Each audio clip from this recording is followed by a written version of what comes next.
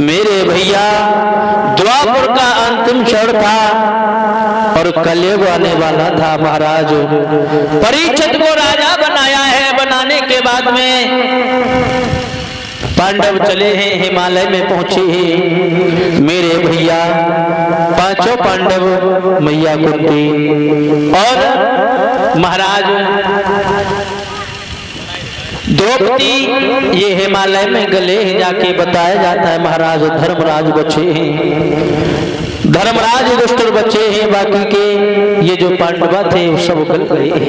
इधर महाराज परीक्षित मन में विचार कर रहे हैं कि जैसे हमारे पूर्वज राज्य चलाते रहे उन्हीं के पद चिन्हों पर चल करके हम अपना राज्य चला सके।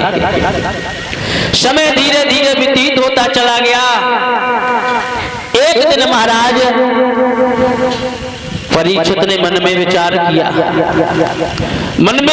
किया, क्यों ना इस राज्य में घूम करके देखें। अपना अश्व मंगवाया है महाराज, शिकार खेलने के लिए चले हैं।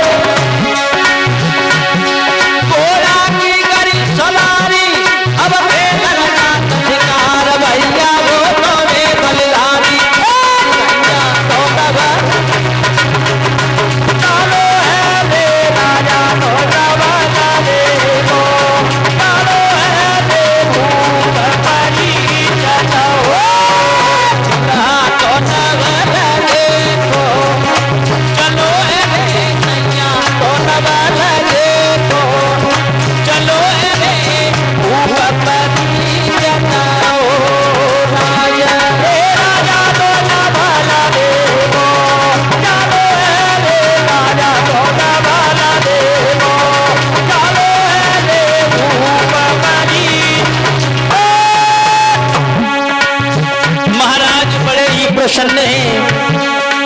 नवल देव आगे आई है, हाथ लेकर के कहने लगी है महाराज, अरे नारे नवल दे चली आरती लेके आई, अरे नारे नवल दे चली आरती लेके आई, चौबंदी चार धार सोने को लाई दे,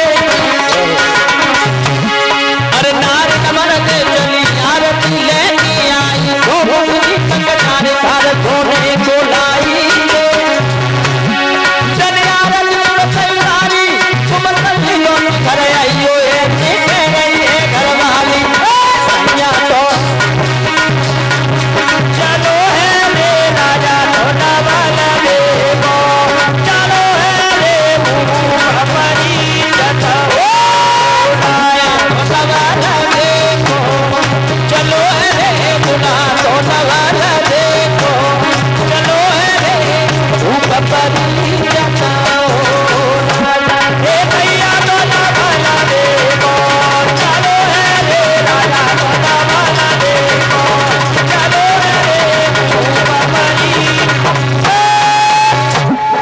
मेरे भैया महाराज परीक्षित चले, मन में बड़े विचार हैं, बड़े प्रसन्न हैं। जब घर से चले तो नवल देव आगे आई है, आरती का थाल लेकर के आरती उतारी है।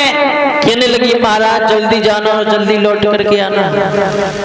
मेरे भैया आज महाराज परीक्षित चले जा रहे हैं।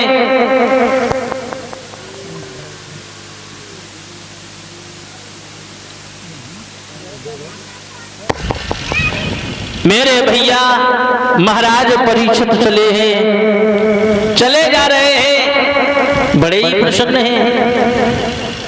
सामने देखा है महाराज परीक्षित ने एक गाय और उसके पीछे एक बैल और उसके पीछे एक काला कुरूप चांडाल जिसके हाथों में लाठी है, और जब वो लाठी मारता है तो ब्रह्मांड हिल जाता है। मेरे भैया महाराज परीक्षित ने देखा तो खड़े के खड़े रह गए, बाजी बा हमारे राज्य में भी हो रहा है। मेरे भैया महाराज परीक्षित देख रहे हैं।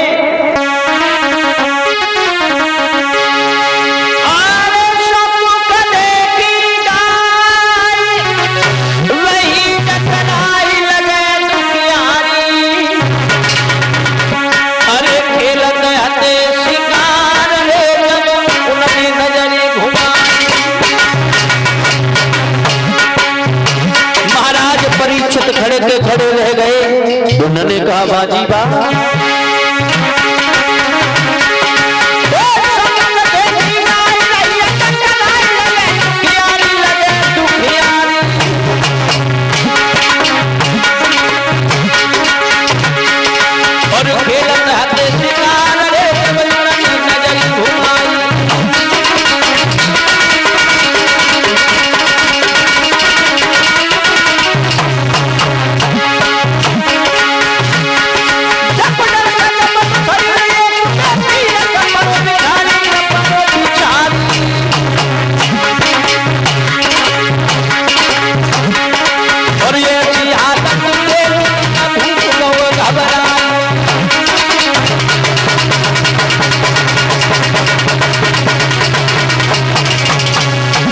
मेरे भैया महाराज परीक्षित ने देखा है वो गाय इतनी परेशान है, पीछे बैल है। मेरे भैया जब वो लाठी मारता है तो ब्रह्मांड हिल जाता है। महाराज परीक्षित खड़े देख रहे हैं। वो गाय कुछ कह रही है। कोई ऐसा माँ का लाल है जो आकर के मेरी रक्षा करे, इस दुष्ट से मुझे बचाए। महाराज परीक्षित ने जब ये हाल देखा है तो महाराज परीक्षित ने आवाज लगाई है,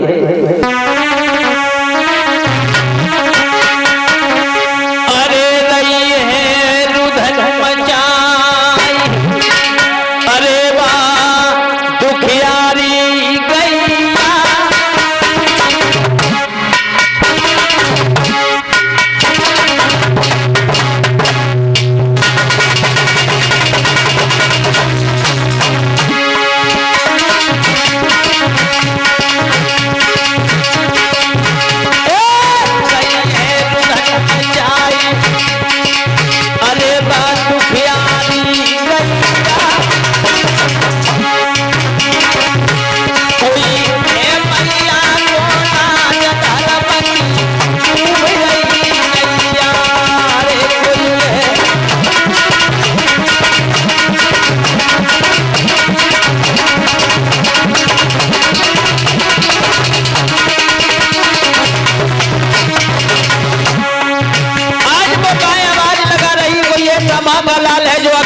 रक्षा करे मेरी ले जब जाए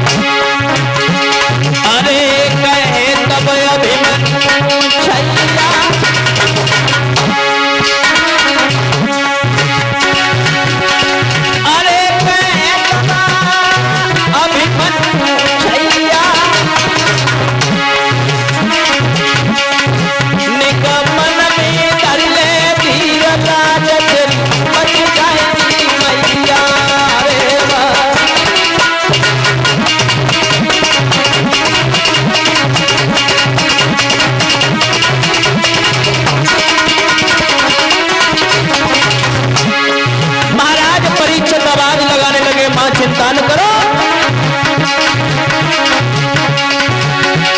अरे कदम आगे बढ़ायो और कोई का राजा परीक्षित जाए पास आयो भैया।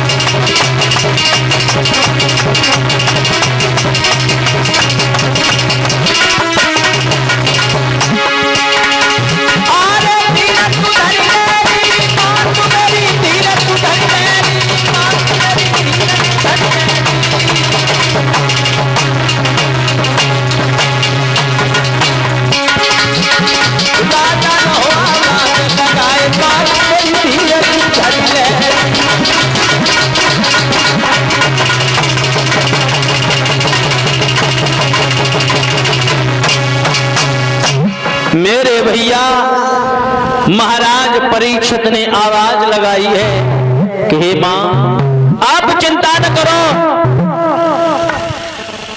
क्योंकि हम तुम्हारी रक्षा करेंगे, तुम्हारी रक्षा करने के लिए मैं हाजिर हूं। मां आप परेशान न हो। मेरे भैया जब ये आवाज उस गाय ने, जब गाय के कानों में आवाज सुनाई दी है तो थोड़ी तसल्ली आई। महाराज परीक्षित ने वहीं से आवाज लगाई है, कोरे चांडाल अगर तूने दोबारा इस पर गाय पर हाथ उठाया तो मैं तेरे हाथ को तोड़ दूंगा। मेरे भैया आवाज लगाई है महाराज परीक्षित ने,